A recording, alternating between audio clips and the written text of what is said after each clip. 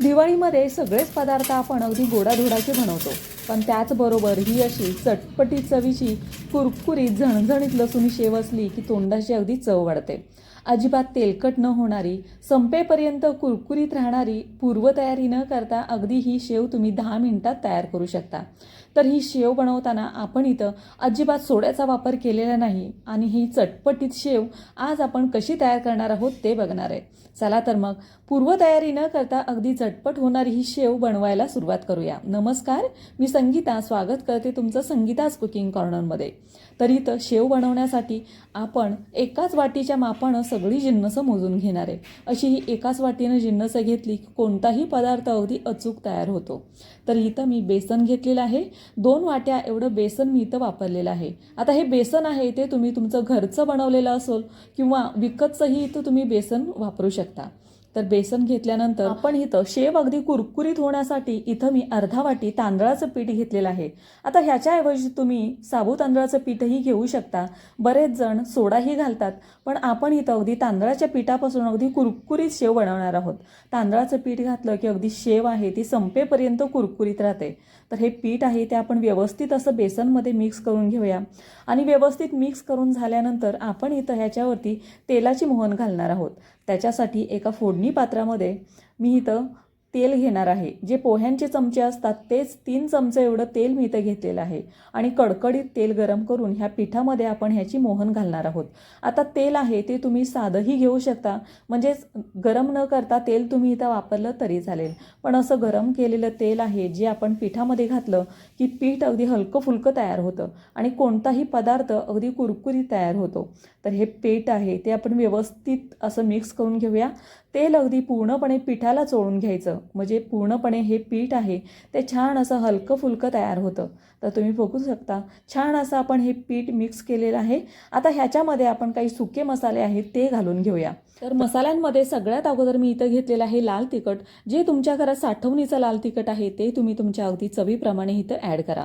मी 1.5 चमचा एवढं इथं लाल तिखट घेतलेलं आहे. त्याच्यानंतर 1 छोटा चमचा हळदीचा मी इथं घेतलेला आहे. त्याच्यानंतर जिरा पावडर घेतलेली आहे 1 छोटा चमचा. ही जिरा पावडर आहे ती पूर्णपणे बारीक आपल्याला करून घ्यायची, तर ही 1 चमचाभर मी इथं वापरलेली आहे. त्याच्यानंतर घेतलेली आहे ओव्याची पावडर. ओव्याची पावडर पण मी इथं 1 चमचाभर इथं वापरलेली आहे. आता ओव्याची पावडर आणि जिरा पावडर आपल्याला पूर्णपणे बारीक करून घ्यायचे.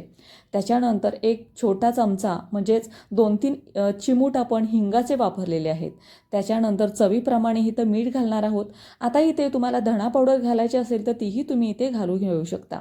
तर हे सगळे मसाले आहेत ते पूर्णपणे आपण ह्या पिठामध्ये मिक्स करून घेऊया. सगळे मसाले मिक्स झाल्यानंतर इथे तुम्ही अगदी तुम्हाला जर थोडंसं मसाले कमी जास्त वाटत असतील तर पिठाच्या अगोदर चव घेऊन बघा. थोडंसं पीठ आहे ते जिभेवरती ठेवून बघा कोणता मसाला ह्याच्यामध्ये तुम्हाला कमी वाटतोय, म्हणजे लाल तिखट किंवा मिठाचं प्रमाण जर कमी वाटत असेल तर तुम्ही इथे ॲड करा. कारण ज्या वेळेला आपण पीठ मळायला घेतो त्यावेळेला पीठ मळल्यानंतर आपल्याला कोणताच मसाला मिक्स करता येत नाही. तर हे पूर्णपणे आपले मसाले मिक्स झालेले आहेत. आता इथे आपण लसूण घेणार आहोत. घेतलेले लसणीचं प्रमाण आहे ते थोडंसं आपल्याला इथं जास्त ठेवायचं आहे, म्हणजे जे आपण शेव बनवतोय त्याला छान असा फ्लेवर येईल आणि लसुणी शेव आहे ती मस्त अशी टेस्टी तयार होईल. तर लसूण आपण बारीक केलेला आहे. आता हा कमी क्वांटिटीमध्ये घेतलेला आहे त्याच्यामुळे व्यवस्थित बारीक होत नाही, तर त्याच्यामध्ये अगदी थोडंसं पाणी घालून आपण हे परत मिक्सरमधून बारीक करून घेणार आहोत. आणि मिक्सरमधून बारीक केल्यानंतर हे आपण अगदीच गाळणीच्या साहाय्याने हे मिश्रण आहे ते गाळून घेऊया. कारण ज्या वेळेला शेव आपण तेलामध्ये सोडतो त्यावेळेला शेवग्यातून व्यवस्थित एकसारखी शेव खाली पडली पाहिजे, त्याच्यासाठी हे गाळणं अगदी गरजेचं आहे. तर ही अगदी आपण व्यवस्थित असं पाणी घालून हे व्यवस्थित असे गाळणीच्या साहाय्याने गाळून घेऊया. जर तुम्ही व्यवस्थित लसणीची पेस्ट तयार केलेली असेल तर हे गाळायची पण गरज नाही, तुम्ही अशीच पेस्ट घेतली तरी चालेल. तर पूर्णपणे हे मी गाळून घेतलेलं आहे. आता ही पेस्ट आहे ती तुम्ही अगदी कोणत्याही भाजीमध्ये यूज करू शकता, फेकून न देता कोणत्याही भाजीमध्ये ही वाटणमध्ये टाकली तरी चालेल. तर इथे आपण ज्या भांड्यामध्ये ही लसूण बारीक केली होती त्या भांड्यामध्ये अगदी थोडंसं मी इथं पाणी घेतलेलं आहे आणि हे पाणी आहे ते आपण आता ह्या पिठामध्ये घालून घट्टसर असं आपण पीठ मळणार आहोत. हे बेसनचं पीठ आहे ते इतर पिठांपेक्षा खूप चिकट असतं, त्याच्यामुळे सहसा हे पीठ व्यवस्थित मळता येत नाही. तर अगदी थोडं थोडं पाणी घेऊन आपण हे घट्टसर असं तयार करणार आहोत. तर जास्त घट्ट पण नाही आणि जास्त सैल पण नाही, अगदी मीडियम ह्याच्यावरती हे पीठ अगदी छान असं आपल्याला मळून तयार करायचं आहे. तर आपण इथं अजिबात सोड्याचा वापर केलेला नाही, आपण इथं तांदळाची पीठ घालून अगदी कुरकुरीत शेव तयार करणार आहोत. बऱ्याच वेळेला ज्या वेळेला मार्केटमधून आपण शेव आणतो त्याच्यामध्ये भरपूर प्रमाणामध्ये सोडा घातलेला असतो, त्याच्यामुळे ती शेव आहे ती खुसखुशीत लागते आणि ती शेव आहे ती लवकर नरम पडते. तर हे बघा छान असं आपलं मळून तयार झालेलं आहे. आता हे थोड्या वेळासाठी आपण एका साईडला ठेवून देऊया. थोड्या वेळानंतर हे पीठ छान असं भिजलं जातं, तर आपण आता ह्याची शेव तयार करायला घेऊया. त्याच्यासाठी मी इथं चकली घेतलेली आहे, म्हणजे ह्यानी आपण शेव तयार करणार आहोत ती प्लेट मी इथं घेतलेली आहे. ह्याच्या प्लेट अगदी 2-3 प्रकारच्या येतात.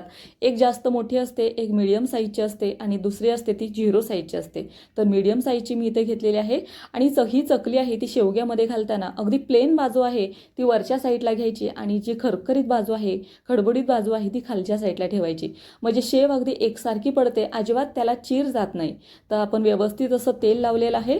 तर ह्या शेवग्याला पण आतून छान असं तेल लावायचं, म्हणजे जे आपण पीठ घातल्यानंतर त्याची शेव आहे ती व्यवस्थित अशी बाहेर पडते, अजिबात शेवग्याला जास्त चिटकत नाही. तर पूर्णपणे तेल लावून झाल्यानंतर हे आपण व्यवस्थित असं लावून घेऊया.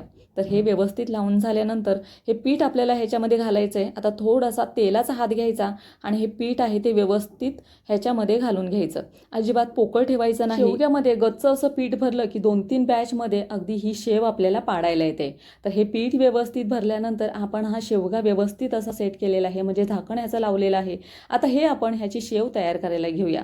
तर कढईमध्ये मी तेल गरम करायला ठेवलं आहे आणि त्याच्यामध्ये थोडासा पिठाचा गोळा करून आपण चेक करूया की तेल गरम झालेलं आहे की नाही ते. तर तेल आपलं व्यवस्थित गरम झालेलं आहे. जास्त पण गरम करायचं नाही आणि जास्त पण कोमट ठेवायचं नाही.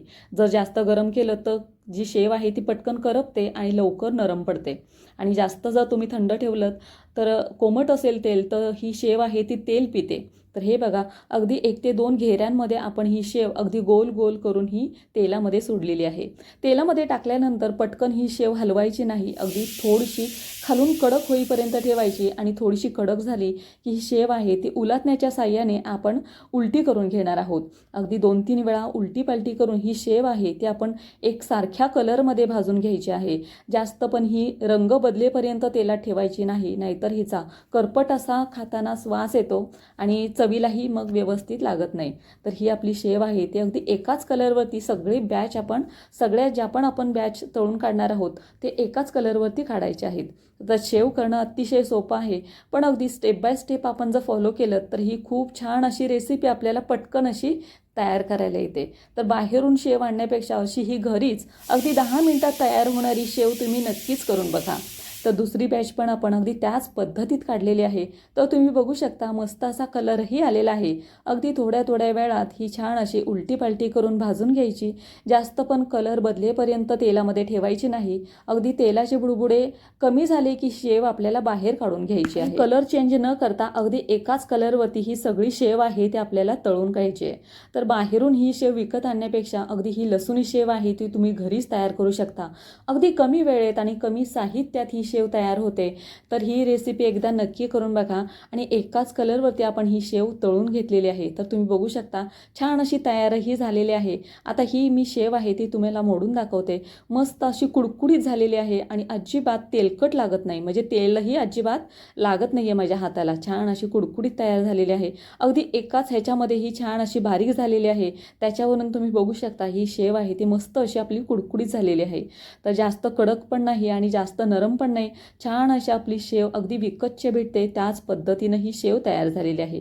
खूप दिवस ही कडकडीत राहते आणि ही शेव आहे ती एकदा तुम्ही नक्कीच करून बघा.